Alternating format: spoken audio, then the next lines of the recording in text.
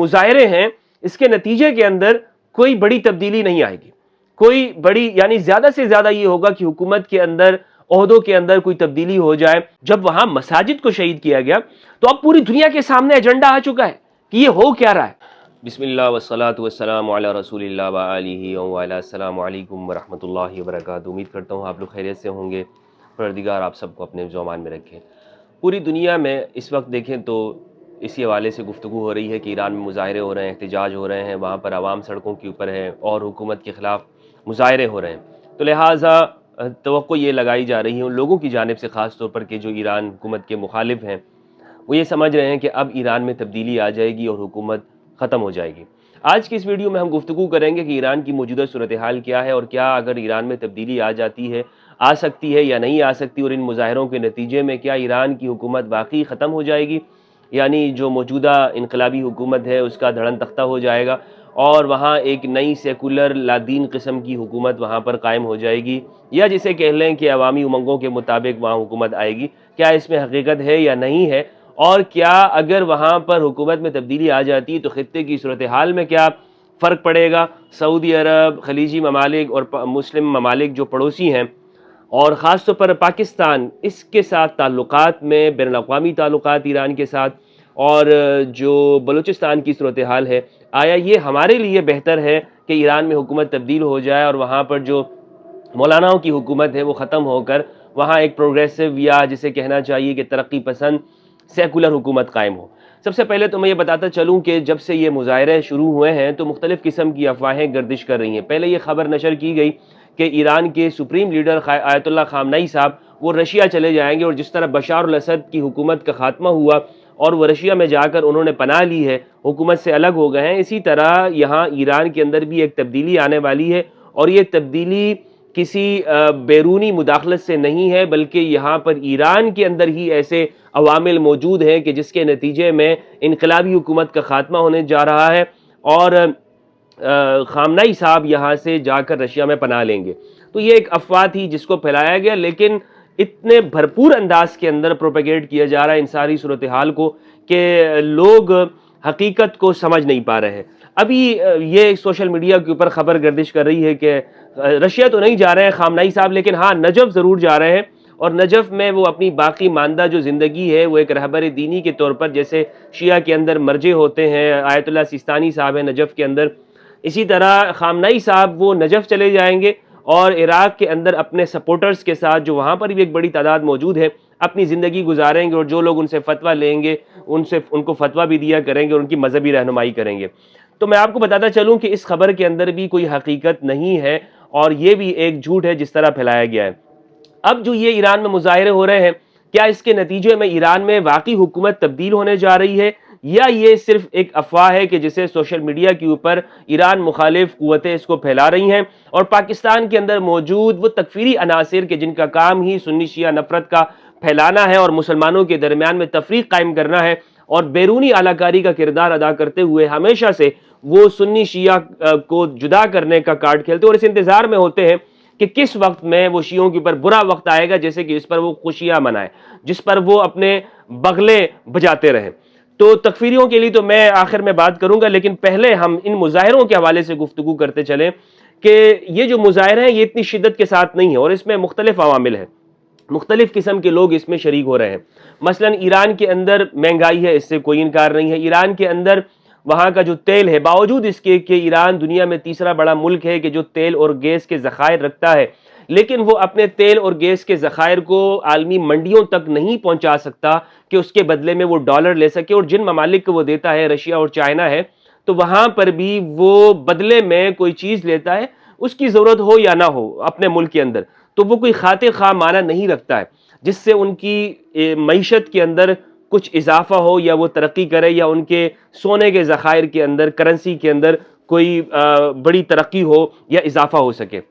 تو اس لیے وہاں پر ایک مہنگائی کی صورتحال ہے، اور دنیا بھر کے اندر مہنگائی موجود ہے، پوری دنیا کے اندر مظاہرے ہوتے ہیں، جس طرح امریکہ کے اندر ہو رہے ہیں، یورپ کے اندر ممالک میں مظاہرے ہوتے ہیں، اسی طرح ایران کے اندر بھی مہنگائی کے خلاف مظاہرے ہیں۔ لیکن آیا یہ مظاہرے انقلابی حکومت کے خلاف ہیں، یعنی ایران کے خلاف ہیں، یا یہ صرف مہنگائی کو کم کرنا چاہتے ہیں؟ تو تاثر یہ دیا جا رہا ہے کہ نہیں، یہ رجیم چینج کرنا چاہتے ہیں، یہاں باقاعدہ مولوی حکومت جو ہے مولویوں کی، اس کا خاتمہ چاہتے ہیں، اور اس کے بدلے میں ایک پروگریسو، ترقی پسند اور سیکولر لادین حکومت کے قیام کا مطالبہ وہ کر رہے ہیں۔ اور یہ جو مظاہرین ہیں، اور ان کا مطالبہ یہی ہے کہ ان مولویوں کو یہاں سے ہٹاؤ اور ان کی جگہ پر پہلوی خاندان کا فرد آنا چاہیے، کہ جو کہ سیکولر ہے، جس کا مذہب سے کوئی تعلق نہیں، باوجود اس کے کہ وہ شیعت کے اوپر ہے اور خود کو شیعہ ایک مذہبی کہتا ہے، لیکن ایرانی عوام ان کو اس نظر سے دیکھتے ہیں۔ تو جو مظاہرے ہو رہے ہیں، اس سے پہلے بھی مظاہرے ہوئے ہیں، مہسا امینی کا واقعہ ہمارے سامنے ہے، اس سے بڑی تعداد کے اندر پورے ایران کے اندر لوگ نکلے تھے، لیکن ان کو کنٹرول کیا گیا، اور وہ اس میں بھی یہ بات سامنے آئی کہ جس سے بیرونی مداخلت واضح اثرات اس کے موجود تھے۔ اور ابھی جو مظاہرے ہیں، اس حوالے سے اس میں ایک حقیقت بھی ہے کہ عوام نکلی ہے، لیکن کچھ ایسے لوگ بھی ہیں کہ جن کو گرفتار بھی کیا گیا ہے، اور ان کا پورا ایک جو گروہ تھا اس کو پکڑا گیا ہے، جس کے اندر بہت سارے افغانی شامل تھے، کہ جو ایران کے اندر اعلی کاری کا کردار ادا کرتے ہوئے وہاں پر حالات خراب کر رہے تھے، گاڑیوں کو نذر آتش کرنا، مساجد کو آگ لگانا، مزارات کو آگ لگانا۔ اس میں ان افغانیوں کو گرفتار کیا گیا ہے، ان کا پورا ایک نیٹ ورک پکڑا گیا ہے، کہ جس کو جو باقاعدہ تنخواہ لے کر وہاں پر حالات خراب کر رہے تھے۔ تو اس سے معلوم ہونا چاہیے افغانستان کے اندر بھی کہ جو افغان حکومت ہے ان کو اپنے لوگوں پر توجہ دینی چاہیے، کہ دنیا بھر کے اندر جو افغانی پاکستان کے اندر بھی اس طرح کی کارروائیوں کے اندر ملوث پائے گئے، لہٰذا پاکستان سے ان کو بے دخل کیا گیا۔ تو ایک چیز تو یہ ہے کہ واضح طور پر ثبوت یہ سامنے آئے ہیں کہ اس میں بیرونی مداخلت ضرور موجود ہے۔ دیکھیں، انقلابات کبھی بھی بیرونی مداخلت سے نہیں آتے۔ اگر کوئی یہ سمجھ رہا ہے کہ دنیا بھر کا تکفیری مولوی گلے پھاڑ کر وہ یہ تقریریں کرتا رہے، کہ جب بھی ان کو تو موقع چاہیے، کہ جیسے یہ دیکھتے ہیں کہ شیعوں کے اوپر کوئی برا وقت آیا ہے، یہ بغلے جب بجانا شروع کر دیتے ہیں، خوشیاں مچانا شروع کر دیتے ہیں، اور بڑے بڑے گلے ان کے ماشاءاللہ سے اسٹیل کے گلے، اسے پھاڑ کے یہ آوازیں لگاتے ہیں کہ ایران جل رہا ہے، ایران جل رہا ہے، اور جلے گا، سارا جلے گا۔ یہ نفرت کی تقریریں کرنے والے، ان کو موقع چاہیے۔ اس لیے دنیا کے اندر ان کی اوقات صرف اور صرف طوطوں کی طرح ہو گئی ہے، کہ جو دوسروں کے سکھانے کے اوپر بولتے ہیں، ان کی کوئی حقیقت نہیں ہے۔ دنیا میں جب بھی انقلابات آتے ہیں تو وہاں کی ایک سائنس ہے، وہاں کی ایک تاریخ ہوتی ہے، ایک جغرافیہ ہوتا ہے، اس سائنس کے مطابق تبدیلیاں آتی ہیں۔ انقلاب فرانس ہمارے سامنے ہے، یورپ کے اندر انقلاب آیا ہے، اور خود ایران کے اندر جو انقلاب آیا، اس میں ہمارے سامنے ایک موجود ہے ایک تاریخ اور ایک سائنس کے جس کو پڑھنے والے طلبہ جانتے ہیں، اور جنہوں نے اس کا مطالعہ کیا ہے، کہ وہ بیرونی مداخلتیں اور عوامل اس کے اندر شامل نہیں ہوتے، جینون قسم کی ریزنز ہوتے ہیں، اور جس پر عوام اٹھتی ہے، اور اتنی بڑی تعداد میں اٹھتی ہے کہ اس کو کسی طرح سے بھی مسلح طور پر کچلا نہیں جا سکتا ہے، اور وہ حکومت کا دھڑل تختہ کر دیتے ہیں، اور ریاست کے اندر پھر وہ اس کی دوبارہ سے اثر نو وہ تشکیل کرتے ہیں اداروں کی۔ سیکولر طبقات بھی اس وقت میں وہ ایران کے حوالے سے وہی زبان بول رہے ہیں کہ جو ان سے بلوائی جا رہی ہے۔ مثلا ابھی آپ دیکھیں کہ ایران میں مزار کو نذر آتش کیا گیا، استغفر اللہ العظیم، اور امام محمد بن موسیٰ الکاظم علیہ السلام، ان کے مزار کو شہید کیا گیا، جلایا گیا۔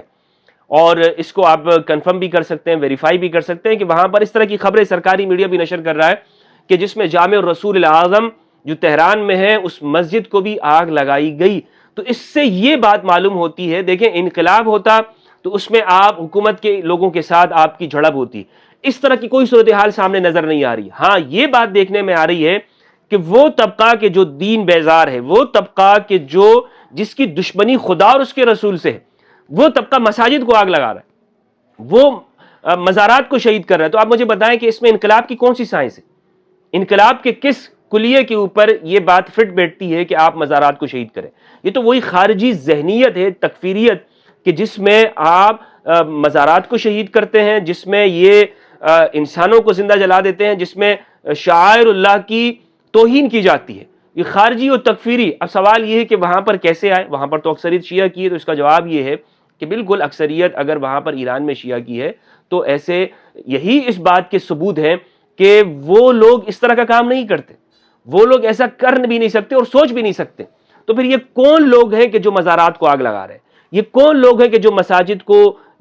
آگ لگا رہے ہیں اور ان کو شہید کر رہے ہیں؟ اس کا مطلب یہ کہ ایرانی نہیں ہے، یہ مسلمان نہیں ہے، یہ کون سا طبقہ ہے؟ اور پھر اس پر ہمارے ان تکفیریوں کا خوش ہونا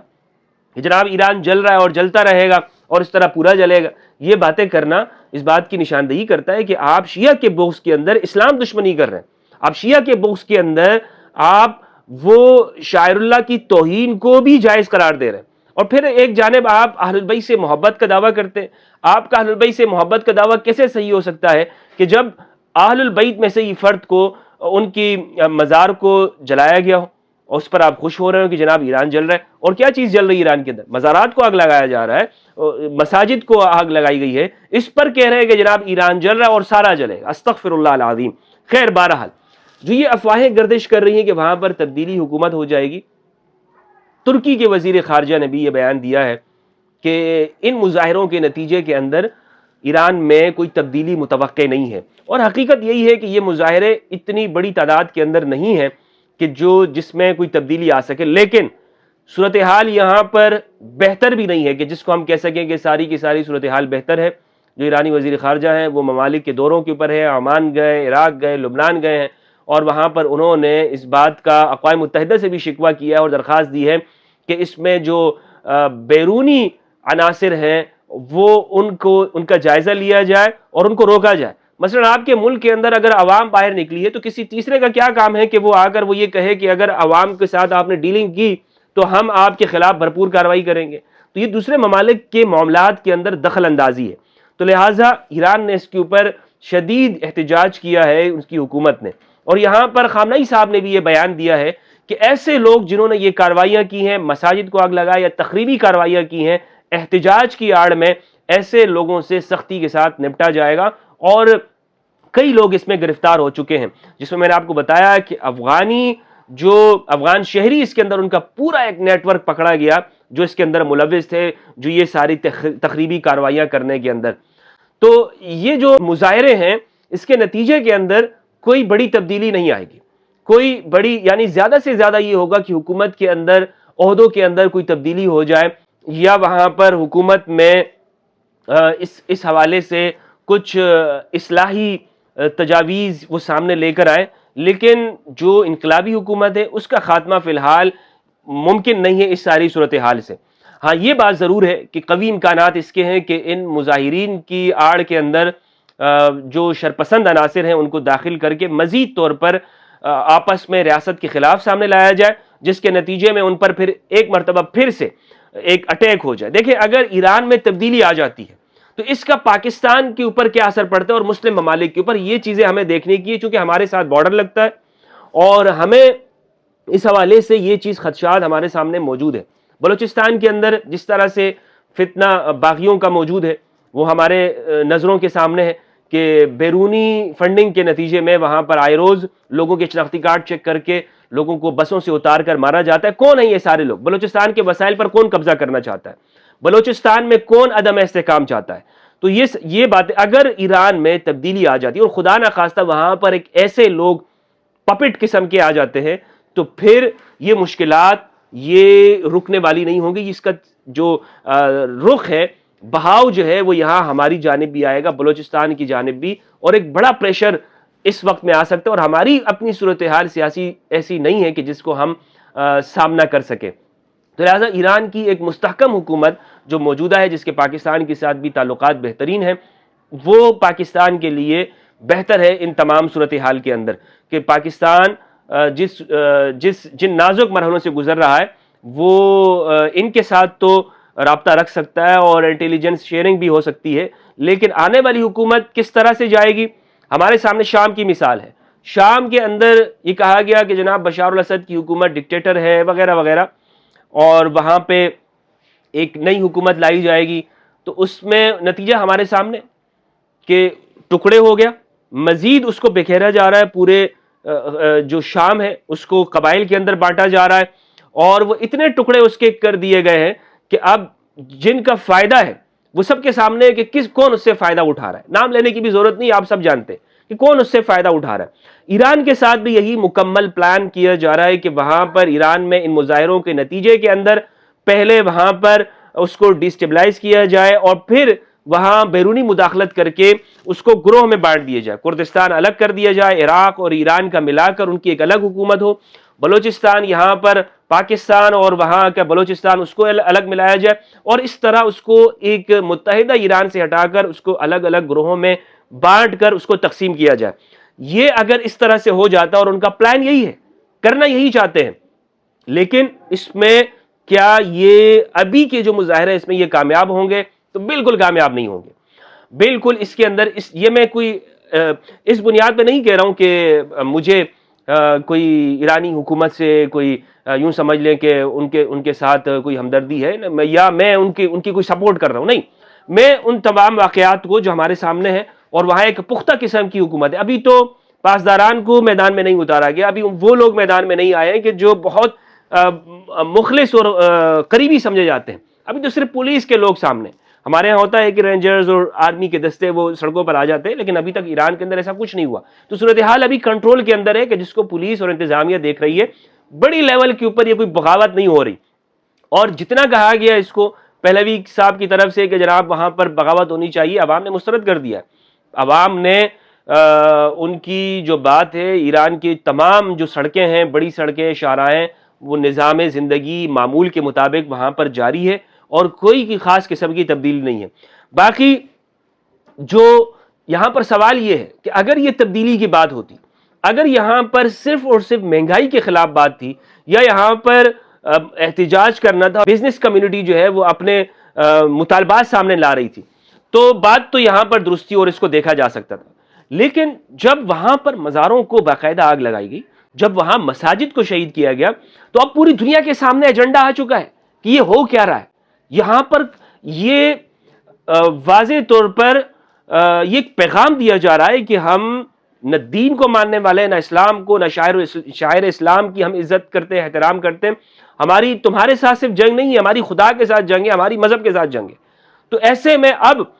سنی شیعہ بات نہیں رہ گئی، ایسے میں اب بات اسلام کی اور خدا کی، شاعر کی بات ہے۔ تو لہٰذا جو حضرات یہاں سوشل میڈیا کے اوپر، خاص طور پر سنی حضرات، وہ یہ خوش ہو رہے ہیں کہ اپنی فرقہ وارانہ خوشی کے اندر کہ جناب ہمارا یہاں پہ کوئی ہماری حکومت آ جائے گی، آپ کی نہیں حکومت آئے گی، بلکہ اس کے بعد جو قریب کے ممالک ہیں، سعودی عرب کو بڑا خطرہ ہے، دیگر ممالک کو ہے، ترکیہ اس موقع کے اوپر یہ کہہ رہا ہے کہ کسی کو اس سے فائدہ نہیں اٹھانا چاہیے۔ سب جانتے ہیں کہ یہاں پر پلان اور گیم کیا ہے۔ تو لہٰذا مسلمانوں کے لیے ایسے موقعوں کے اوپر یہ کرنا چاہیے کہ ہم بجائے اس کے کہ دوسروں کی باتوں میں آ کر اور دوسروں کے کان اپنے ساتھ لگا لیں اور دوسروں کی آنکھوں کے ساتھ ہم چیزوں کو دیکھتے رہیں، شعور کی آنکھ کھولتے ہوئے ہمیں اپنے حالات کا جائزہ لینا چاہیے، اور ان تمام صورتحال کے اندر بغیر کسی فرقہ وارانہ طور پر ہمیں اگر سوشل میڈیا پہ بات کر رہے ہیں تو احتیاط سے بات کریں۔ ہم اگر کسی ویڈیو کے اوپر، کسی پلیٹ فارم کے اوپر بیٹھے، کسی جلسے میں بات کر رہے ہیں، تو ایک ایک لفظ آپ کا ایسا ہونا چاہیے کہ جو مسلمانوں کے حق میں جائے، نہ کہ یہ کہ ان لوگوں کے حق میں جائے کہ جو مسلمانوں کے ازلی دشمن ہیں، جو اسلام کے دشمن ہیں۔ اب میں یہ مولانا حضرات ہیں جو اہل البیت سے محبت کا دعویٰ کرتے ہیں، اہل البیت سے محبت کی بات کرتے ہیں، مجھے بتائیں نا، مساجد کو آگ لگانے پر یہ کس طرح حمایت کر سکتے ہیں کہ ایران جل رہا ہے؟ اس کا مطلب یہ ہے کہ آپ کو اسلام سے بھی ہمدردی نہیں ہے، آپ کا اسلام سے بھی تعلق نہیں رہا ہے، صرف اور صرف شیعہ نفرت کے اندر۔ یہ تمام صورتحال یہاں پر موجود ہے، اور انقلابات کبھی بھی بیرونی مداخلت سے نہیں آتے، اور یہاں پر بیرونی عناصر ان کو گرفتار کیا گیا اور ان کو پکڑا گیا ہے، جس میں افغانی ایجنٹس ہیں اور دیگر ممالک کے ہیں وہاں پر، اور اس کی باقاعدہ تحقیقات بھی ہو رہی ہیں۔ اور چائنا نے بھی واضح لفظوں میں کہا ہے کہ یہاں پر کسی قسم کی ایسی بیرونی تبدیلی کو قبول نہیں کیا جائے گا۔ اللہ سبحانہ و تعالیٰ سے دعا ہے کہ پروردگار تمام دنیا کے اندر امن لائے، تمام دنیا کے اندر امن ہو، بغیر کسی مذہب کے اور فرقے کے فرق کے تمام دنیا کے انسانوں کی حفاظت ہو، چاہے وہ افریقہ کے رہنے والا ہے یا امریکہ کے رہنے والا ہے یا ایران کا ہو یا پاکستان کا، دنیا کے اندر امن ہو، خوشحالی ہو، اور آپس کے یہ جھگڑوں کا خاتمہ ہو۔ السلام علیکم ورحمۃ اللہ وبرکاتہ۔